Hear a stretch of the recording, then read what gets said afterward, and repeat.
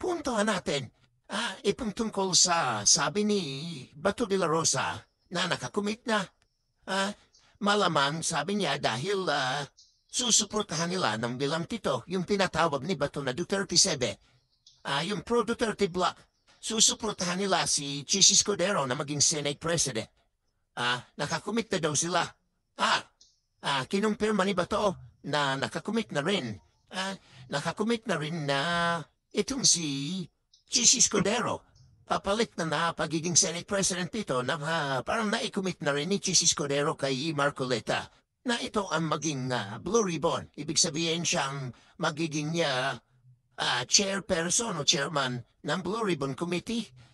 Ang totoo, ang Blue Ribbon Committee, isa yan sa makapangyarihan committee ng Senado. Pinag-aagawan yan. Bakit? Kasi yan yung committee ng Senado na nag-iimbestiga. Kapag may nakikita anomalya, korupsyon, katiwalian ng mga officials ng gobyerno, saan ang mang sangay at departamento, ang nag-iimbestiga niyan ay ang Blue Ribbon. Ang counterpart nito sa Kamara, sa House of Representatives ay yung House. House Committee on Good Government and Public Accountability. So, ang Blue Ribbon, pag may mga kaso tungkol sa accountability of public officers, may mga nakikita issue tungkol sa accountability ng mga officials ng gobyerno na dapat imbestigahan, Blue Ribbon yan. Napaka makapangyarihan na Blue Ribbon kasi kung gusto mo na mag-stand out ka, kumbaga laging nakatutok sa'yo at ang TV, ang media, hawakan mo ang Blue Ribbon Committee. Parang ikaw yung siyempre ang mamamayang Pilipino ayaw sa korap. Itong Blue Ribbon ang nag-iimbestiga para labanan ang katiwalian at ang korupsyon sa pamahalaan. Yan ang trabaho niyan. Ngayon, pinamako na daw, sabi ni Bato, malamang nakakumit na daw talaga si Chis. Kay Marcoleta, may usapan na. Ngayon, anong mangyayari kung si Marcoleta ang hahawak ng Blue Ribbon? Ang totoo, ang Blue Ribbon dapat. Parang ombudsman yan eh. Parang ombudsman. Dapat sana independent ang hahawak niyan. Yung tipong wala kang pinapaniga. Mag-Duterte, mag-Marcos, wala. Kumbaga, kilala ka sa pagiging independent mo.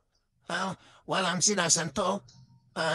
Hindi mo poprotektahan alinman. Duterte man yan, Marcos man yan, ganon dapat ang Blue Ribbon. Ang problema itong si Marcoleta, sa tingin nyo, independent ba si Marcoleta? Anong ko sa inyo? Sa tingin nyo ba kay Marcoleta, walang kakampihan, mag-Duterte o mag-Marcos man? Ako naman, alam ko naman ang sagot yun sa tingin nyo. May kakampihan ba si Marcoleta? May poprotektahan ba siya? Dapat kasi yung Blue Ribbon, wala kang poprotektahan dyan. Hindi mo poprotektahan ang Duterte, hindi mo poprotektahan yung Marcos. O kung sino man, wala. Ang kailangan mong gawin dyan bilang Blue Ribbon, protektahan ang interest ng bayan.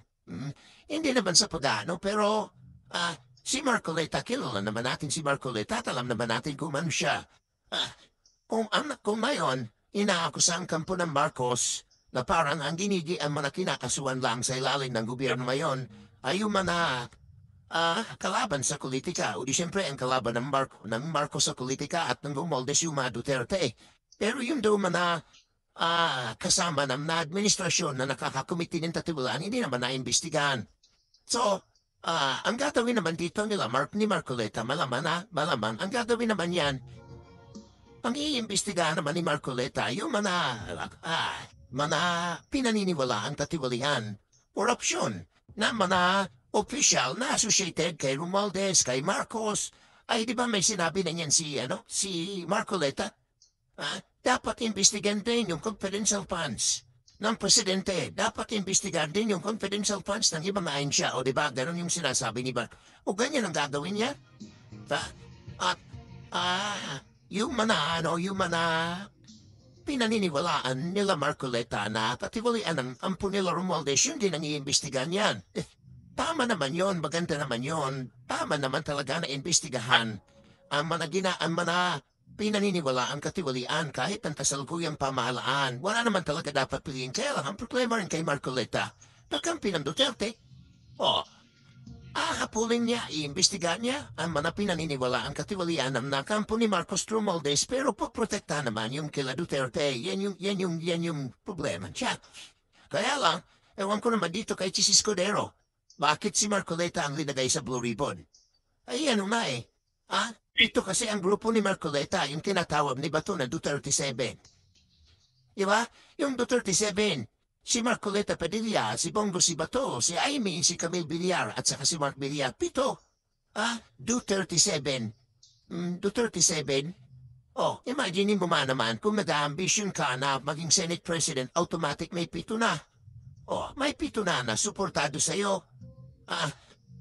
Pero ang kapalit niyan, yun na, si Marcoleta, hiningi yata kay Chis Escudero na siya ang gawing Blue Ribbon. So makikita natin diya, mag-iimbestiga si Marcoleta pero iimbestigahan yan yung mga pinaniwalaan katiwalian ng kakampi ni Marcos at Romualdez. Pero yung kay Duterte, puprotektahan naman yan. Yan ang problema. Anyway, ewan ko kung manong gagawin ng Marcos niyan at ng Romualdez. Papayagan ba ng Malacanang na makimbestiga si Marcoleta?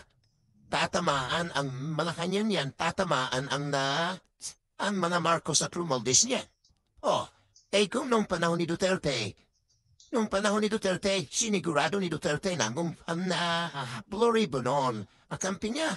Diba ang Blue Ribbon noon? Itong si noong panahon si Gordon. Kasi si Gordon noon, talagang pinotektahan si Duterte nang iniimbestigahan ni Laila de Lima yung tungkol sa Davao Death Squads. Ano yun? Tinake over yun ang Blue Ribbon. Tapos, nang si Dick Gordon na noon bilang Blue Ribbon Committee Chairperson ang nag-iimbestiga. Wala na. Nakalusot na. Naging malambot na yung investigasyon. Hindi tulad nung si Laila de Lima, yung Justice Committee ang nag-iimbestiga. Nung Blue Ribbon na, wala na. Nakaligtas na si Duterte. Kaya yung Blue Ribbon, nadadamit na kailangan wag yan lalaban sa wag yan papalag sa administrasyon. Dapat na naiimbestigahan yan. Hindi yung pinaniniwalaan katiwalian ng administrasyon kasi kakampiyan ng administrasyon dapat ngayon, binigay ni Chis Escudero kay Marcoleta, ikaw, kalaban ng administrasyon yan. Ewan ko kung papayagan ng Malacanang yan. Matutulad yan kay Bato. Naalala niyo si Bato noon, di ba? Ano ang inimbestigahan ni Bato? Yung full-blown video ni Jonathan Morales, pinabilo si Jonathan Morales. Nakailang hearing na si Bato, investigation si Bato. Galit na ang Malacanang kay Zubiri. Bakit patuloy mo pa rin pinapayagan yan si Bato mag-imbestiga ng full-blown video na yan? Mga healthy na yan Hindi mo pa ba ipapatigil yan? Hindi pinatigil ni Zubiri? Pinabilo pa rin si Bato. Siya nasisira na si PBBM dun sa issue na yon. Kaya nagalit na yung Malacanang. Anong nangyari? Di tinanggal si Tinanggal si Zubiri. Pinalitan ni Chis Escudero. Mangyayari din yan kay Chis. Mangyari din yan sa kanya. Kasi pag nagsimula na si Marcoleta, hindi niya yan kayang kontrolin. Masisira ang administrasyon diyan sa investigasyon ni Marcoleta. Siyempre magagalit ang Malacanang diyan. Chis, ipatigil mo na yan, investigasyon na yan. Ikaw, anong gagawin? Papatigil ni Chis si Marcoleta?